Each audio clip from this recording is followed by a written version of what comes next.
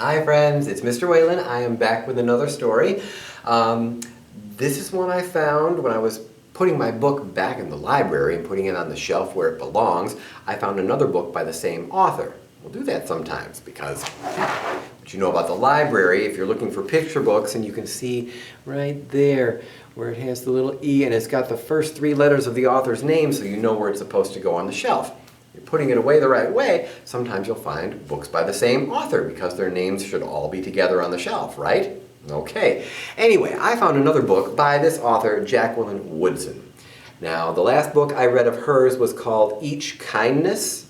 Maybe you've seen it already or heard it already. It was also illustrated by E.B. Lewis, the same man who did these illustrations. Each Kindness was the story about the new girl who came to school, and there was a group of like 3 other girls who wouldn't play with her, and one girl was telling the story. She never said nice things to her, wouldn't smile at her, and then one day the girl was gone and she moved, and the girl telling the story was thinking, wow, I had some chances to be nice and I didn't do it.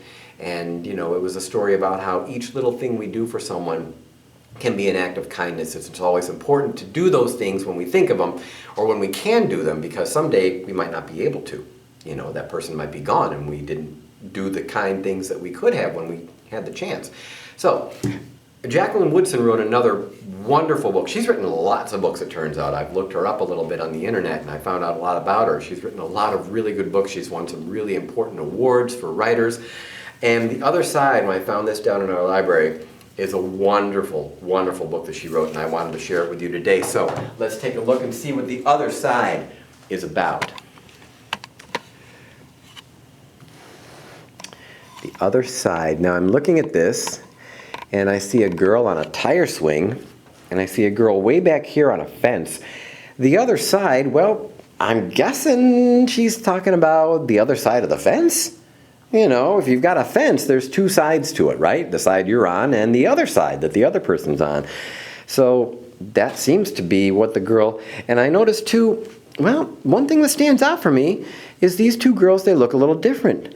This girl is black and this girl looks white. Okay, so I see there's a difference in their skin color. So maybe the book is a little bit about that too.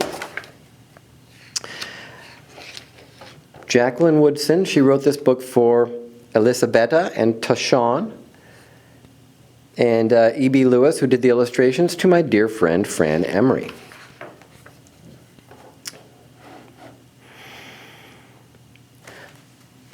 That summer, the fence that stretched through our town seemed bigger. We lived in a yellow house on one side of it. White people lived on the other. And Mama said, "Don't climb over that fence when you play." She said it wasn't safe. That summer, there was a girl who wore a pink sweater. Each morning she climbed up on the fence and stared over at our side. Sometimes I stared back. She never sat on that fence with anybody. That girl didn't. Once, when we were jumping rope, she asked if she could play. And my friend Sandra said no, without even asking the rest of us. I don't know what I would have said. Maybe yes, maybe no. That summer, everyone and everything on the other side of that fence seemed far away. When I asked my mama why, she said, because that's the way things have always been. Sometimes when me and Mama went into town, I saw that girl with her mama. She looked sad sometimes, that girl did. Don't stare, my mama said. It's not polite. It rained a lot that summer. On rainy days, that girl sat on the fence in a raincoat. She let herself get all wet and acted like she didn't even care. Sometimes I saw her dancing around in puddles, splashing and laughing. Mama wouldn't let me go out in the rain. That's why I bought you rainy day toys, my mama said. You stay in here, where it's warm and safe and dry. But every time it rained, I looked for that girl, and I always found her, somewhere near the fence. Someplace in the middle of the summer, the rain stopped. When I walked outside, the grass was damp, and the sun was already high up in the sky. and I stood there with my hands up in the air. I felt brave that day. I felt free.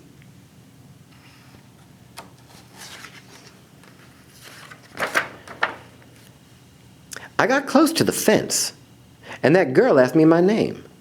Clover, I said. My name's Annie, she said. Annie Paul. I live over yonder, she said, by where you see the laundry. That's my blouse hanging on the line. She smiled then. She had a pretty smile. And then I smiled, and we stood there looking at each other, smiling. It's nice up here on this fence, Annie said. You could see all over. I ran my hand along the fence. I reached up and touched the top of it. A fence like this was made for sitting on, Annie said. She looked at me sideways. My mama says I shouldn't go on the other side, I said. My mama says the same thing, but she never said nothing about sitting on it.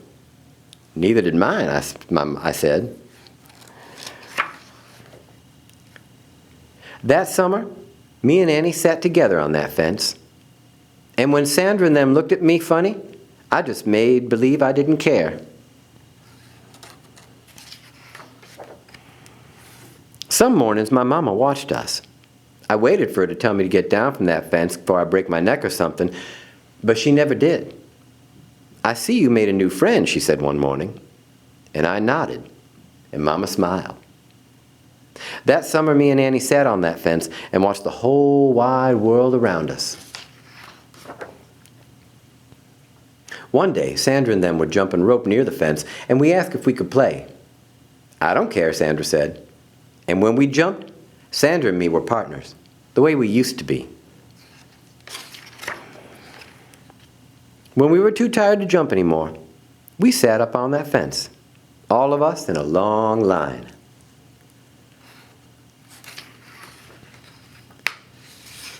Someday, somebody's going to come along and knock this old fence down, Annie said.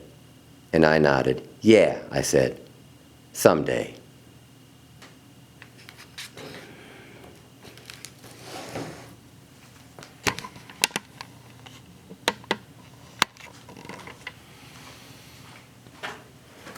Yeah, I liked that book. I hope you did too. I thought such an important story, you know. Two little girls from two sides of the fence.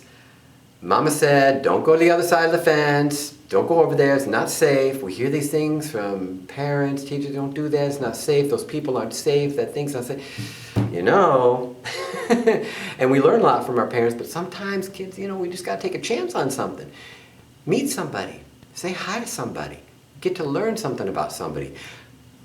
Cross that bridge. Cross that fence. You know?